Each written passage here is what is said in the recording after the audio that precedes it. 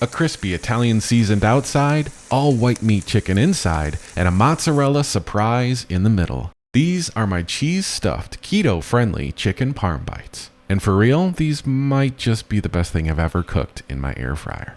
To really give them that chicken parmesan vibe, I got marinara sauce to go with them and a little keto hack when it comes to pasta sauce to show you later on in the video.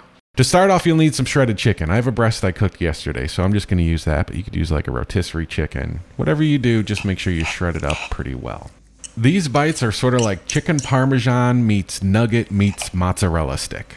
And the macros are fantastic too. If you made 10 of these, we're talking somewhere around 90 calories, 11 grams of protein, 4 grams of fat, and half a gram net carbs for each bite. So we'll take our shredded chicken and we'll mix in the rest of the binding ingredients, which is shredded mozzarella, grated Parmesan cheese, a little bit of almond flour, and half a beaten egg. We'll use the other half for breading. You just want to go ahead and season this with salt and pepper and mix everything till it's well combined. Now it depends on how many you plan on making, but you want to cube up some mozzarella. That's what we'll stuff in the center of these. So I'd say anywhere from 8 to 10 cubes. So if you plan on making 10 bites, you'll want the cubes a little smaller. If you're going for like 7, you can make them a little bigger. I'm going to be using a 1.5 ounce scoop to portion these out, and I'll get about 7 of them. But if you went with like 2 tablespoons for each one, they'd be a little smaller, and you could probably knock out about 10. You would just want to make sure you cut your cubes of mozzarella a little smaller. So you basically stuff up your scoop, put it in your hands, and you want to flatten it out as much as you can. It's sort of delicate, almost crab cake-like. Take one of your mozzarella cubes and almost press it into the center of the flat chicken patty. And then we'll just kind of close the rest of it around it and sort of squeeze it into a ball. You really can't get away with like rolling it between your hands like maybe cookie dough unless you're really gentle. It'll easily fall apart if you put too much pressure. So the squeeze and form method is definitely the better way to go. And there you go. There's one chicken ball ready to move on down the assembly line. So we'll just portion the rest of these out, stuff them with some mozzarella cheese. Once you do a couple, you definitely got the technique down and can just move right through them. So 7 of these are ready to be breaded, and in the keto world, breaded meaning pork rinds. So I got some original unflavored pork rinds here, and we're just going to throw them in a bag and smack them around a little bit. They don't need to be super fine, no worries on that, but I do like to kind of go through them and see if there's any of those really hard, crunchy things that just, you know, they don't want to get any smaller. Just toss those out. You don't want to bite down into something like that. And then we're just going to add a little Parmesan cheese and Italian seasoning to the pork rinds. Mix it well, and that will be our nice Italian seasoned coating on the outside.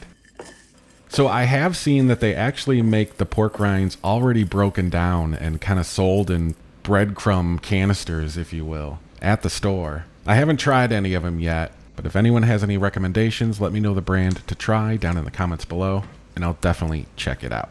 Okay, and now we're going to take our other half of the beaten egg and start breading the chicken bites. And I didn't think a half an egg would be enough for breading, but it actually works out perfectly.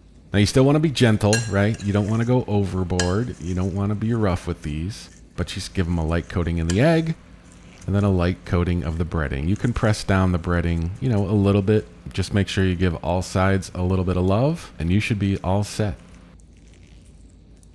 The nice thing about these is the chicken's already cooked. So we're basically throwing them in the air fryer just to get nice and golden brown. They'll get plenty warm where that cheese starts to melt in the center.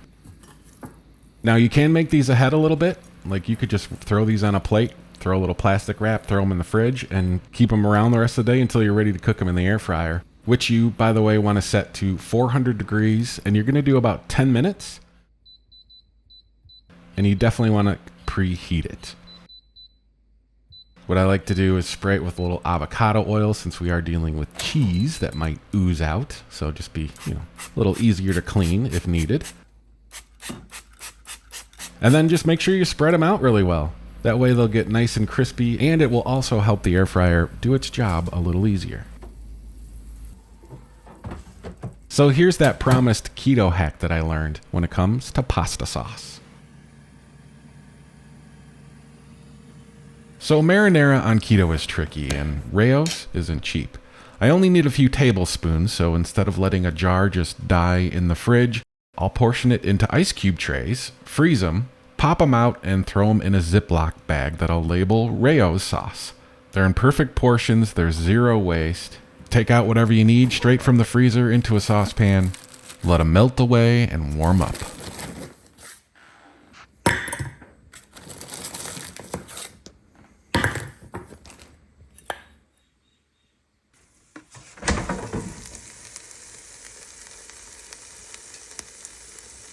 Keto-friendly, super tasty Parmesan Chicken Bites. Of course, with an optional side of marinara sauce. And yeah, I sprinkled it with a little more Parmesan cheese and some parsley at the end. Make them look a little pretty.